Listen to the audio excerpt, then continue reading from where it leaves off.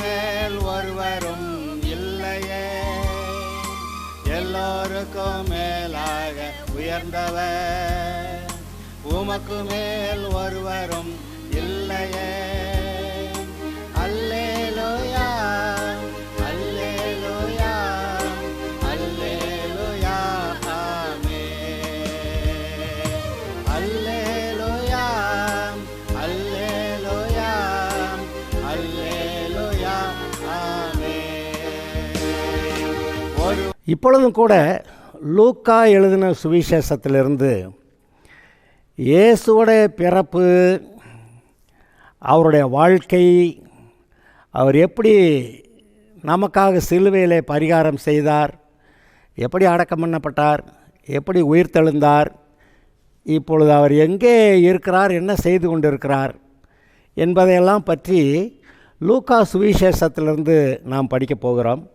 கடந்த செய்தியிலே 4 சுவிசேஷங்கள், அந்த 4 சுவிசேஷங்களுமே இயேசு தேவனுடைய குமாரனாக இருந்தார் என்று, அவர் எப்படி பூமியில் மனுஷனாக பிறந்தார்னு, அவர் எப்படி பாவம் இல்லாமல் வளர்ந்தார்னு, அவர் பரிசுத்தாவியை பெற்ற பிறகு, ஞானஸ்நானம் பெற்று பரிசுத்தாவியை பெற்ற பிறகு எப்படி அவர் பிரசங்கித்தார், போதித்தார், ஜனங்களை பிசாசுடைய பிடியிலிருந்து வியாதிகளிலிருந்து விடுதலையாக்கினார், அவர் எப்படி கடைசியில் சிலுவைக்கு போனார், அங்கே உலகத்தார் எல்லாருடைய பாவங்களையும் தன்மையில் ஏற்றுக்கொண்டு அந்த பாவங்களுக்கு பரிகாரம் செய்தார் என்று பார்த்தோம்.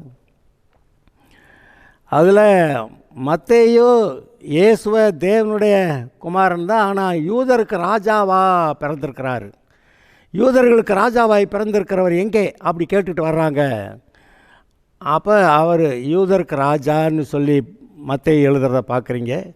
மத்தேயு ஒரு வரி வசூலிக்கிற ஒரு மனுஷன். அந்த இஸ்ரவேலருக்கு பிடிக்கவே பிடிக்காது. அவங்க என்ன நினைப்பாங்க, 2 ரூபா வாங்குறதுக்கு போல் 3 ரூபா வரி வாங்குறான் அப்படின்னு சொல்லி அந்த வரி வசூலிக்கிறவர்கள் மேலே இவர்களுக்கு ரொம்ப கோபம் இஸ்ரவேலருக்கு. ஆனால் அப்படி ஒரு வேலை ஒன்று இருந்தது. ஏன் அப்படி வேலை இருந்ததுன்னா கேட்டால், இந்த இஸ்ரவேல் தேசம் ரோமருடைய ஆட்சியின் கீழ் இருந்தது. அதனால் ரோமர்கள் இஸ்ரவேல் தேசத்தில் வரி வாங்கிக்கிடுவாங்க. இஸ்ரவேல் தேசத்தில் நாங்கள் ஆள்றோம், இங்கே வந்து சமாதானத்தை நிலைநிறுத்துகிறோம், நீங்கள் அவங்கவுங்க வேலையை பாருங்கள், அங்கங்கே குடியிருங்க, வேலையை செய்யுங்க, குடியிருங்க, ஆனால் எனக்கு வரி செலுத்துங்க அப்படின்னு சொல்லி வரி செலுத்துகிற ஒரு காரியத்தை நியமித்திருந்தார்கள். அதையே அவங்க ஆளுகளே ரோமர்களே வந்து வசூலிக்காமல் இந்த யூதர்கள்லையே சில முக்கியமான ஆளுகளை நியமித்து அவங்க மூலமாக அந்த வரிகளை வசூல் பண்ணி கொடுக்கணுன்னு அவங்களுக்கு சொன்னாங்க. அந்த முக்கியமான ஆட்கள் அந்தந்த ஊருக்கு தனித்தனியாக ஊருக்கு வரி வசூலிக்கிற ஆட்களை போட்டிருப்பாங்க. அதனால் இந்த ரோமர்களுக்கு வரி வசூலிக்கிற இந்த காரியம் இஸ்ரவேல் ஜனங்களுக்கு பிடிக்காது. அது மாத்திரமில்லை, இவங்க 2 ரூபாய்க்கு போகலாம் 3 ரூபா வாங்குறான்னு சொல்லி கோபத்தில் இருந்தவங்க. அப்படி இருந்த ஒரு மனிதன் இயேசுவை ஆண்டவராக ஏற்றுக்கொண்டு ரட்சிக்கப்பட்டது மாத்திரமல்ல, இயேசுவுக்கு சீஷனாக இருந்தான். அப்படி ஆள் ரொம்ப படித்தவனா படிக்காதவனான்னு கேட்காதீங்க, ரொம்ப கணக்கு பார்க்குற ஆளாக இருப்பான். லாப நஷ்ட கணக்கு. வாழ்க்கையில் வியாபாரத்தில் லாப நஷ்டம் மட்டும் இல்லை, வாழ்க்கையில் லாப நஷ்டம் என்ன, இந்த செஞ்சால் என்ன வாழ்க்கையில் முன்னேறலாம், அப்புறம் இதை செஞ்சால் எப்படி நம்ம முன்னேறலாம், என்ன செஞ்சால் நம்ம பாவத்தை தொலைக்கலாம், என்ன செஞ்சால் பரலோகத்துக்கு போகலாம், அப்படியெல்லாம் எல்லா விதத்திலும் இந்த கணக்கு போடுற ஆளாக இருந்திருப்பான்னு நினைக்கிறேன். சூப்பராக கணக்கு போட்ட ஆள் தான் இவன். வந்து வேதத்தை வாசித்து பார்த்துட்டு, இயேசு வந்து யூதருக்கு ராஜாவாக பிறப்பார், மேசியாவானவர் யூதருக்கு ராஜாவாக பிறப்பார்னு சொல்லி அவன் நல்லா தெரிஞ்சதுனால அவன் யூதருக்கு ராஜாவாக பிறந்திருக்கிறாருன்னு எழுதுகிறான்.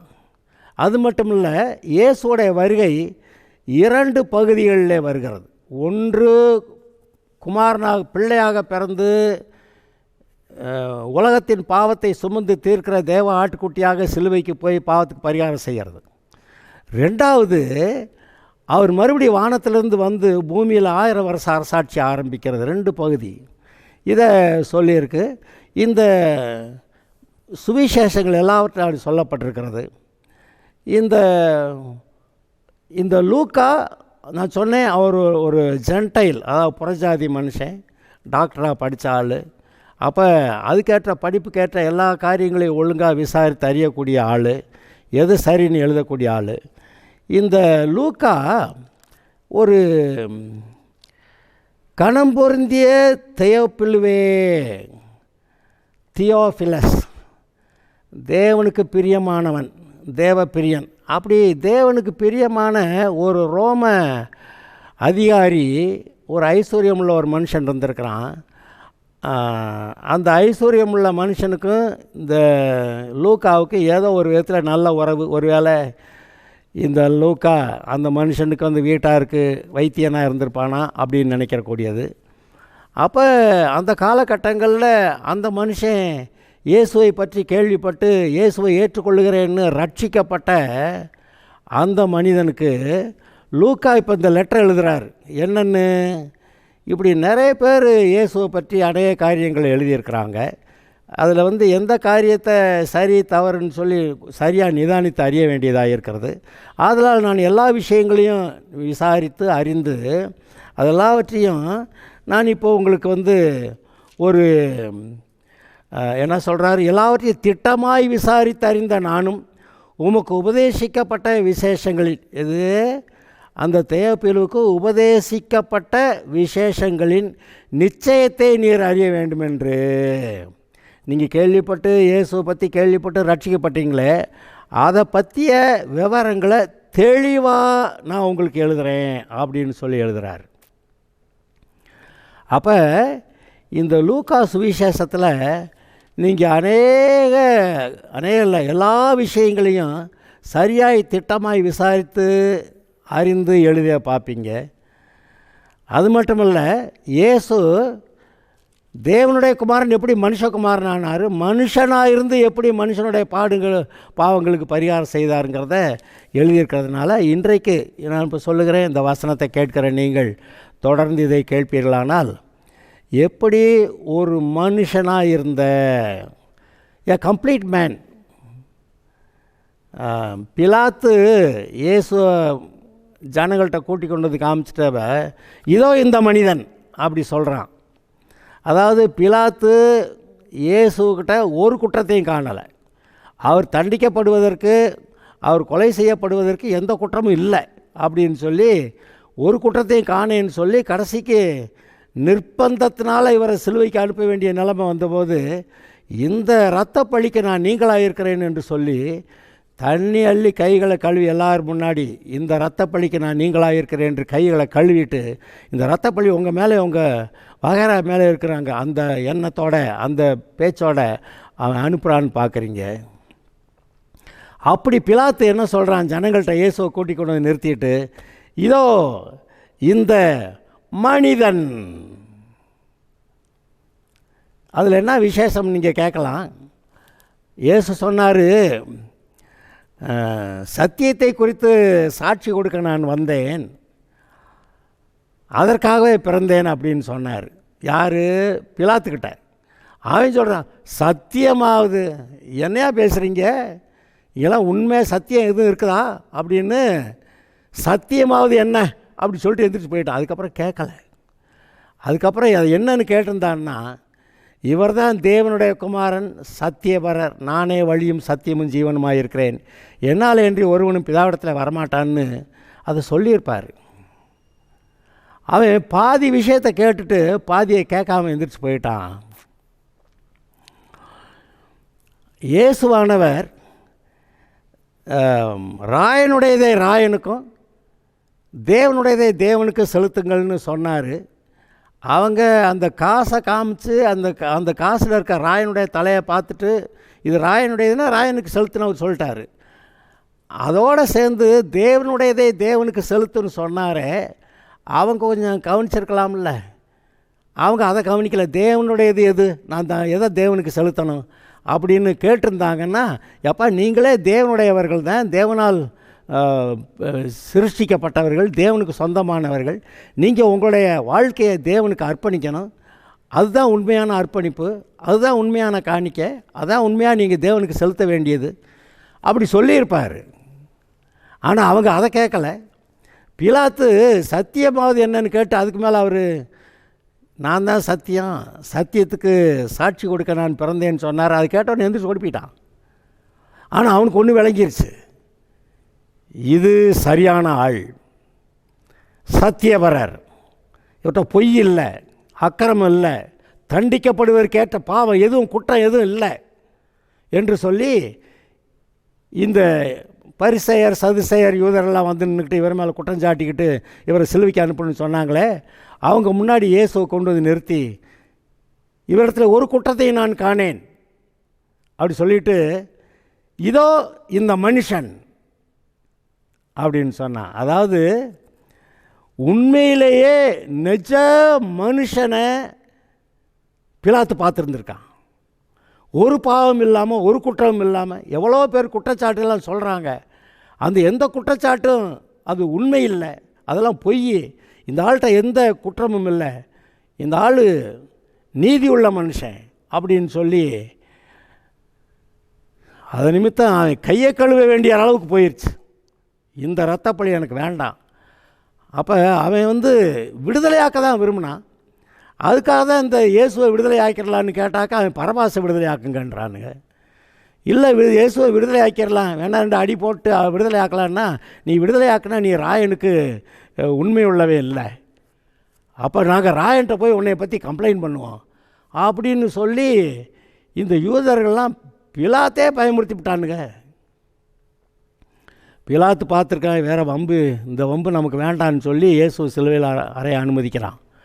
அப்போ தான் அவன் சொல்கிறான், இதோ இந்த மனுஷன். அதில் நீங்கள் என்ன பார்க்கணும், இயேசு உண்மையிலேயே தேவனுடைய குமாரன், பிதாவாகிய தேவனோடு கூட சேர்ந்து சர்வத்தையும் சிருஷ்டித்தவர். இயேசு தம்முடைய வல்லமையுள்ள வார்த்தையினாலே சகலத்தையும் தாங்குகிறவர். உலகத் தோற்றத்துக்கு முன்னே அடிக்கப்படும் வண்ணமாக ஆட்டிக்குட்டியாக தெரிந்து கொள்ளப்பட்டவர்.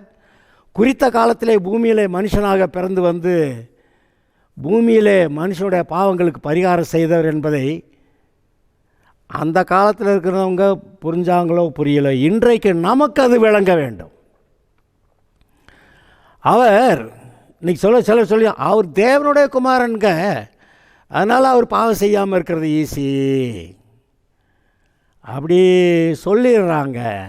அவர் தேவனுடைய குமாரனுங்க, சரி, கரெக்டு. ஆனால் இயேசு பிறந்தபோது, இயேசு பூமியில் மனிதனை அவதரித்த போது எப்படி ஆதாம் வந்து பாவம் இல்லாமல் மரிக்காமல் இருக்கிறதுக்கு உண்டாக்கப்பட்டானோ, அதுபோல் இயேசுவும் இல்லாமல் பிறந்தார். ஆனால் இவர் பாவம் செய்யலைன்னாலும் இந்த உலகத்தாருடைய பாவத்தை தான் மேலே ஏற்றுக்கிட்டு சாகத்தக்கதாய் சாவுக்கு ஏதுவான ஒரு ஆளாய் மனுஷனாய் அவர் பிறந்தார். மனுஷனாக பிறந்தார். அதாவது இவர் சாக முடியாதுங்க. இயேசு தேவனுடைய குமாரன், இவருக்கு சாவுக்கு சம்மந்தம் இல்லை. ஆனால் இவர் சாகணும். இவர் செத்தாதான் மனுஷனுடைய பாவங்களுக்கு பரிகாரம் செய்யப்பட முடியும். அதனால் இவர் பிறக்கும்போது எப்படி பிறக்கிறாரு, சாக முடியாதவர், சகலத்தை சிருஷ்டித்தவர், ஜீவாதிபதி. அது சொல்கிறாரு, நான் அவைகளுக்கு ஜீவன் உண்டாயிருக்கவும் அந்த ஜீவன் பரிபூர்ணப்பட வந்தேன் அப்படி சொல்கிறாரு. இவர் தான் ஜீவனுக்கு அதிபதி, இவர் தான் சாக முடியாதவர், சதா காலம் உயிரோடு இருக்கிறவர், நமக்கு ஜீவன் கொடுக்கிறவர், நம்முடைய ஜீவனை பரிபூர்ணப்படுத்துகிறவர். இப்படிப்பட்ட ஆள் அவர் செத்தாதான் நம்முடைய பாவங்களுக்கு பரிகாரம். அதனால் அவர் பாவமெல்லாம் பிறந்தாலும் உலகத்தாருடைய பாவத்தெல்லாம் தான் மேலே ஏற்றுக்கிட்டு சாகத்தக்கதாக அப்பேற்பட்ட ஒரு நிலைமையிலே பிறந்த ஒரு பூரண மனுஷன், பூரணமான மனிதன். நம்மெல்லாம் பூரணமான மனுஷன் இல்லைன்னு நம்ம எல்லாருக்குமே தெரியும். ஆனால் நம்ம ஒரு முக்கியமாக புரிந்து கொள்ள வேண்டிய சில காரியங்களை புரிந்து கொள்ளலை. இயேசுவானவர் அவர் மரிக்கத்தக்கதாக பிறந்தார்னு, ஆனால் அதே சமயத்தில் பாவம் இல்லாமல் வாழணும்னு. நான் ஒரு வசனத்தை உங்களுக்கு வாசித்து காட்டுறேன். எபிரேயர் 5வது அதிகாரத்தில் இதை கவனிச்சிங்கன்னா உங்களுக்கு பிரயோஜனமாக இருக்கும். எபிரேயர் 5வது அதிகாரம் 7வது வசனத்திலிருந்து, இயேசு மாம்சத்தில் இருந்த நாட்களில் தம்மை மரணத்தினின்று ரட்சிக்க வல்லமையுள்ளவரை நோக்கி, இந்த மரணத்திலிருந்து நம்மளை காப்பாற்ற வல்லமையுள்ளவரை நோக்கி பலத்த சத்தத்தோடும் கண்ணீரோடும் விண்ணப்பம் பண்ணி வேண்டுதல் செய்து தமக்கு உண்டான பயபக்தி நிமித்தம் கேட்கப்பட்டு, இதெல்லாம் சரி. அடுத்த வரியை கவனிங்க. அவர் குமாரனாக இருந்தும் பட்ட பாடுகளினாலே கீழ்ப்படிதலை கற்றுக்கொண்டு, என்னது குமாரன் சரி, தேவனுடைய குமாரன் சரி, ஆனால் பட்ட பாடுகளினாலே கீழ்ப்படிதலை கற்றுக்கொண்டு, ஏன்னா அவர் கற்றுக்கொள்ள வேண்டியிருந்துச்சா? ஆமாம். அப்படிப்பட்ட ஒரு நிலைமையில் தான் அவர் பூமியில் வந்திருந்தார். நான் தான் சொன்னேனே, அவர் சாக முடியாதவர், ஆனால் சாகணும். அப்போ சாவுக்கு ஏதுவாக அவர் வர்றாரு. அவர் பாவம் செஞ்சு சாகலை, ஆனால் உலகத்தாருடைய பாவத்தை ஏற்றுக்கிட்டு அது நிமித்தம் சாக வர்றாரு. அதில் கூட அவர் கீழ்ப்படிதலை கற்றுக்கொண்டு, நான் அடுத்த வரியை கவனிக்க, அது இன்னும் அதை விட ரொம்ப சீரியஸ் மேட்டர். தாம் பூரணரான பின்பு தமக்கு கீழ்ப்படுகிற யாவரும் நித்திய ரட்சிப்பை அடைவதற்கு காரணமாகி, எந்த வசனம்? எபிரேயர் 5:9. கீழ்ப்படிதலை கற்றுக்கொண்டு, அடுத்து தாம் பூரணரான பின்பு. அப்போ எப்போ பூரணமாகிறாரு? இந்த பாவம் இல்லாமல் சிலுவைக்கு போய் சாந்த மனத்தாழ்மையோடு கூட இருந்து எல்லா பாவங்களையும் தன் மேலே ஏற்றுக்கிட்டு அந்த பாவத்துக்கு சிலுவையில் பாடுபட்டு வேதனைப்பட்டு ரத்தம் சிந்தி ஜீவனை கொடுத்தாரே, அப்படி செய்கிற போது தான் அவர் பூரணரானார் என்று இங்கே இது சொல்லுது. அப்போ அதுக்கு முன்னாடி பூரணர் இல்லையாங்களா அப்படிங்க விதண்டவாத கேள்வியை நிறைய பேர் கேட்கலாம். எல்லாரும் வேத வாக்கியங்களை நன்றாய் கவனியுங்கள். அவர் பூரணர் தான், ஆனால் பூமியில் பிறக்கும்போது ஏதோ ஒரு விதத்தில் மனுஷன் எப்படி கீழ்ப்படிதலை கற்றுக்கொள்ள வேண்டுமோ அதுபோல் இவரும் கீழ்ப்படிதலை கற்றுக்கொண்டு பூரணராக வேண்டிய அவசியம் இருந்தது. அப்படி ஒரு நிலைமையில் தான் இயேசுவானவர் இந்த பூமியில் பிறந்தார். அவர் விரும்பினா பாவம் செஞ்சு நரகத்துக்கு போயிருக்கலாம், ஆனால் அவர் தான் பாவமே செய்யாமல் ஒரு மனுஷனாக இருந்தும் கூட எந்த பாவத்துக்கு இடம் கொடுக்காம அவர் உலகத்தாருடைய பாவங்களை ஏற்றுக்கிட்டு சிலுவைக்கு போனார். இப்போ கேட்பாங்க, மனுஷன்னாக்க பலவீனம் தானங்க, மனுஷன்னா குறை உள்ளதான், எர்ரிஸ் ஹியூமன், தவறு செய்கிறது மனுஷ இயல்பு தானங்க, அப்புறம் மனுஷன் தானுங்க பாவம் செய்கிறது வழக்கம் தானுங்க, நம்மெல்லாம் பலவீனங்க அப்படின்னு சொல்லி சொல்லி சொல்லி சொல்லி தாங்க செய்கிற பாவங்களுக்கு அது சரிதான்னு நியாயப்படுத்துறதுக்கு பேசுவாங்க.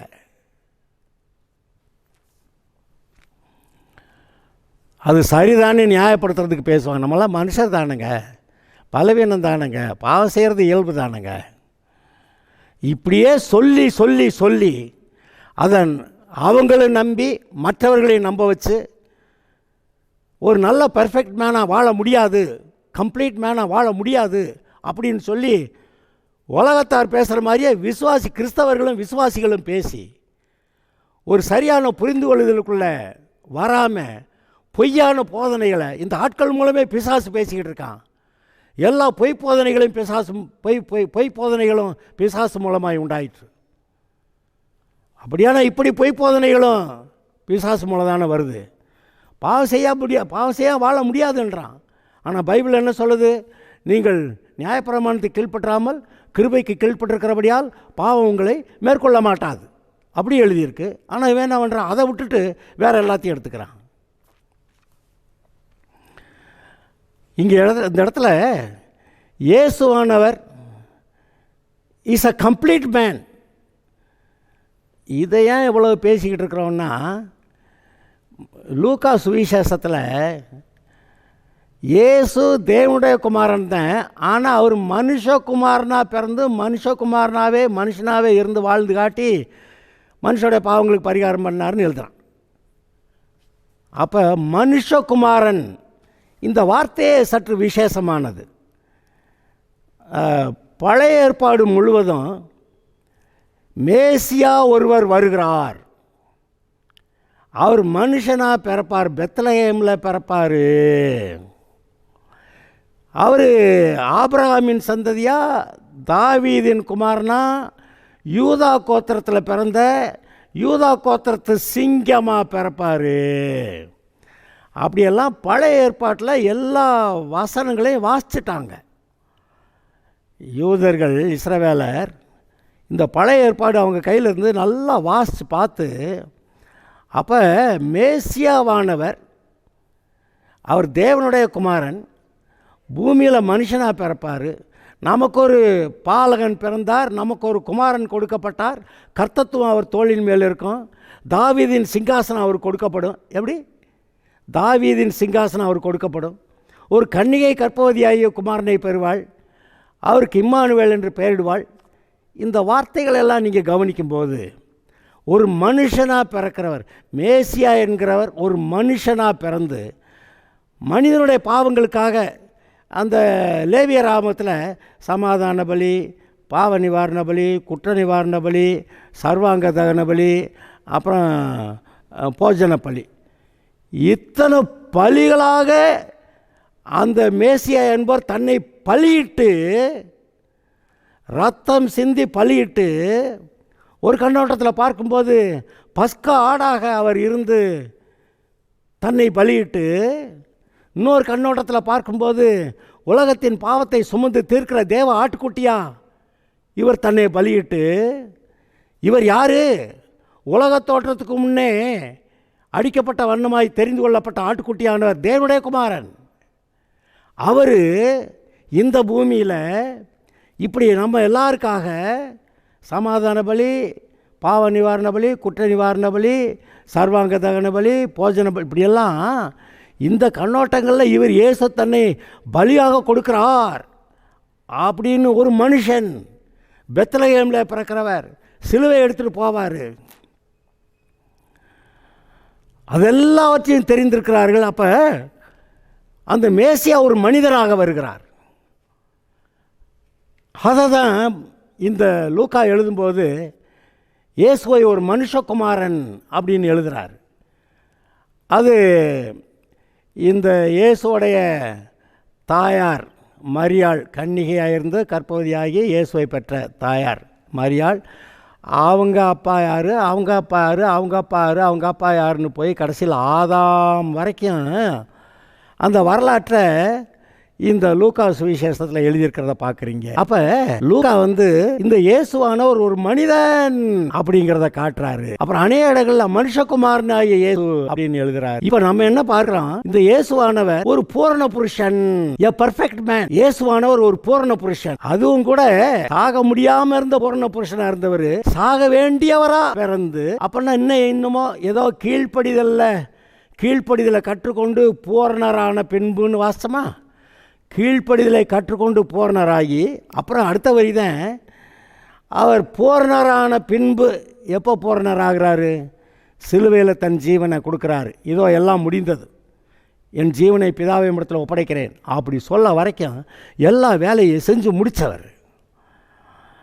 அப்படி பூரணரான பின்பு தமக்கு கீழ்ப்படுகிற யாவரும் நித்திய ரட்சிப்பை அடைவதற்கு காரணமாகி, அப்போ இயேசுவை ஏற்றுக்கிட்டு கீழ்ப்படுகிறவங்க எல்லாம் அவங்க நித்திய ரட்சிப்பை பெற்றுக்கொள்வதற்கு இவர் காரணமானாராம். அப்போ இயேசுவானவர் எப்படி அவர் குமாரனாயிருந்தும் பட்ட பாடுகளினாலே கீழ்ப்படிதலை கற்றுக்கொண்டு, நான் யோசிப்பேன் இவருக்கு என்னத்தை கற்றுக்கிற வேண்டியிருக்கு, அவர் தான் பூரணர் தானே? இல்லை, அவர் பூமியிலே அவதரித்த போது அவதரித்தார், பிறந்தார் மட்டும் இல்லை அவதரித்தார். யார்? பரலோகத்தில் தேவனுடைய குமாரனாய் இருந்தவர் பூமியில் மனுஷகுமாரனாய் அவதரிக்கிறார். அதுதான் கிறிஸ்மஸ். அப்படி அவதரித்த போது அந்த பர்ஃபெக்ஷனில் அப்படியே இல்லாமல் சற்று குறைந்தவராய். அப்படி ஒரு வசனம் வாசிச்சிருக்கீங்களா இல்லையா? எங்கே சங்கீதம் 8 இதை நம்ம பார்த்து சரியாக புரிஞ்சுக்கலாம். என்னென்னமோ சொல்கிறாங்க, ஆனால் நாம் சரியாக புரிந்து கொள்வது நமக்கு நல்லது. சங்கீதம் 8 எங்கள் ஆண்டவராகிய கர்த்தாவே, உம்முடைய நாமம் பூமி எங்கும் எவ்வளவு மேன்மை உள்ளதாக இருக்கிறது. உம்முடைய மகத்துவத்தை வானங்களுக்கு மேலாக வைத்தீர். பகைங்கனையும் பழிகாரனையும் அடக்கி போட தேவரீர். உம்முடைய குழந்தைகள் பாலகர் வாயினால் பலன் உண்டு பண்ணினீர். உமது விரல்களின் கிரியையாகிய உம்முடைய வானங்களையும் நீர் ஸ்தாபித்த சந்திரனின் நட்சத்திரங்களையும் நான் பார்க்கும்போது, கவனிங்க, மனுஷனை நீர் விசாரிக்கிறதுக்கும் மனுஷனை நீர் நினைக்கிறதற்கும் மனுஷகுமாரனை நீர் விசாரிக்கிறதற்கும் அவன் எம்மாத்திரம். நீர் அவனை தேவதூதரிலும் சற்று சிறியவனாக்கினீர், மைமையினாலும் கனத்தினாலும் முடிசூட்டினீர். தேவதூதரிலும் சற்று சிறியவனாக்கினீர்னு போட்டிருக்கு. ஆனால் இயேசு உண்மையிலே தேவதூதரோட சின்ன அளவாக ஆனார். எந்த தேவதூதனும் தேவனுடைய சாயல் ரூபத்தில் இல்லை. மனுஷன்தான் தேவனுடைய சாயல் ரூபத்தில் அவன் படைக்கப்படுறான். ஆனால் அதில் இன்னொரு சின்ன விசேஷம், மனுஷன் பாவியான பிறகு இப்போ இந்த பாவத்திலிருந்து இவனை தூக்கி எடுக்கணும். அப்போ இந்த மனுஷன் பர்ஃபெக்டாக இல்லை, பாவம் செஞ்சு தரம் கெட்டவனாக போயிட்டான். இப்போ இயேசு பிறந்தபோது தேவனிலும் சற்று சிறியவராகன்னு சொன்னால் தான் அது சரியாக இருந்திருக்கும். ஏன்னா மனுஷனே தேவனுக்கு சமமாக இருப்பதை அப்படின்லாம், தேவனுடைய சாயல் ரூபம் அவருடைய ஆவி அவனுக்குள்ளே கொடுக்கப்பட்டது. இயேசுவை பற்றி நினைக்கும்போது அவர் தேவனுக்கு சமமாக இருப்பதை கொள்ளையாடின பொருளாக எண்ணாமல் அப்படியெல்லாம் எழுதியிருக்கு. அப்போ இயேசுவானவர் அவர் மனுஷனாக பர்ஃபெக்ட் மேன், கம்ப்ளீட் மேனாக அவர் பிறக்க பண்ணப்பட்டிருந்தாலும் கூட அவர் கீழ்ப்படிதலை கற்றுக்கொண்டு பூரணராகி சிலுவையில் தன் ஜீவனை கொடுக்குற அந்த வேலையை செய்ய வேண்டியிருந்தது. அந்த இடத்துல தான் அவர் ஒரு ஸ்தானத்தில் இருந்தாலும் கூட ஒரு குறைந்த ஸ்தானத்தில் அவர் பிறக்கிறாரு. மனுஷன் பாவம் செஞ்ச நிலைமையிலேருந்து பாவம் இல்லாத நிலைமைக்கு, இயேசுடைய நிலைமைக்கு அங்கே மேலே ஏறணும். ஆனால் இயேசு பிறக்கும்போது ஒரு தாழ்ந்த நிலைமையில் பிறந்து கீழ்ப்படிதலை கற்றுக்கொண்டு பூரணராகி மனுஷனுடைய பாவங்களுக்கு சிலுவையில் பரிகாரம் செஞ்ச ஒரு மனுஷன், பர்ஃபெக்ட் மேன், எ கம்ப்ளீட் மேன். இன்றைக்கி நீங்களும் நானும் உங்கள் பரலோக பிதா பூரண சர்க்குணராக இருக்கிறது போல் நீங்களும் பூரண சர்க்குணராக இருங்கள் அப்படின்னா அது எப்படிங்க ஆகும் அப்படின்னு நம்ம நினைக்கிறோம். ஆனால் கிறிஸ்துவுக்குள்ளே நீங்கள் யாவரும் பூரணமாக இருக்கிறீர்கள், பரிபூர்ணமாக இருக்கிறீர்கள்னு எழுதியிருக்க, அதுக்கு என்ன பதில் சொல்ல போகிறீங்க? கொலோசையர் 2வது அதிகாரம் 10வது வசனம். மேலும் சகல துரைத்தனங்களுக்கும் அதிகாரத்துக்கும் தலைவராயிருக்கிற அவருக்குள்னா அந்த இயேசுவுக்குள் நீங்கள் பரிபூரணம் உள்ளவர்களாக இருக்கிறீர்கள். யார்? ரட்சிக்கப்பட்டவங்களை பற்றி இங்கே எழுதுகிறாரு. ரட்சிக்கப்பட்டவங்க கிறிஸ்துவுக்குள்ளே பரிபூரணமாக இருக்கிறீர்கள். நம்ம எல்லாருக்கும் தெரியும்ல பாஸ்டர், நம்ம எல்லாம் ஒழுங்கில்லை, சரியில்லை, பரிபூர்ணம் இல்லைன்னு தெரியும்ல. ஆமாம், நான் ஒத்துக்கிறேன், யார் இல்லைன்னது. ஆனால் அந்த பரிபூர்ண லெவலுக்கு நீங்கள் வளரலாம்ல, அதைத்தானே அவர் கேட்குறாரு. இருங்கள், அப்படி இருங்கள் தானே கேட்குறாரு. அப்படி இல்லை, ஆனால் அப்படி இருங்க. இயேசு எப்படி ஒரு தாழ்ந்த நிலைமையில் அவதரித்து ஒரு பூரண நிலைமைக்கு வந்தாரோ, அப்படி பூரணத்துக்கு வந்து தான் அவர் சிலுவையில் ஜீவன் கொடுக்குறாரு. அதுபோல் நீங்களும் இப்போ இருக்கிற இயேசுவை ஏற்றுக்கிட்டு ரட்சிக்கப்பட்ட இந்த நிலைமையிலிருந்து நீங்கள் வளர்ந்து எப்படி இயேசு பூர்ணரானாரோ அதுபோல் அவரை போல் நீங்களும் பூர்ணராகும்படி கிறிஸ்துவுக்குள்ள வளர்கிறதானே உங்களுக்கு கொடுக்கப்பட்டது. எபேசியர் 4:11 கிறிஸ்துவை போல நாம் எல்லாரும் பூர்ண புருஷராகும் வரைக்கும் நமக்கு போதிக்கும்படி இந்த சபையில் அப்போஸ்தலர், தீர்க்கதரிசிகள், சுவிசேஷகர், போதகர், மேய்ப்பர், இந்த ஊழியர்கள்லாம் வச்சுருக்குன்னு சொல்கிறாரே. எதுக்குயா? நீங்கள் இயேசுவை போல் மாறுறதுக்கு, அப்போ இயேசுவை போல வளர்றதுக்கு, இயேசுவை போல பூர்ண புருஷர் ஆகிறது. இப்படியாக எழுதப்பட்டிருக்கிறது. இதை சிந்தியுங்கள், தியானியுங்கள், இதில் இருக்க அந்த சத்தியத்தை அறிந்து கொள்ளுங்கள், ஆசீர்வாதத்தை சுதந்திரிப்பீர்கள். Okay, God bless you.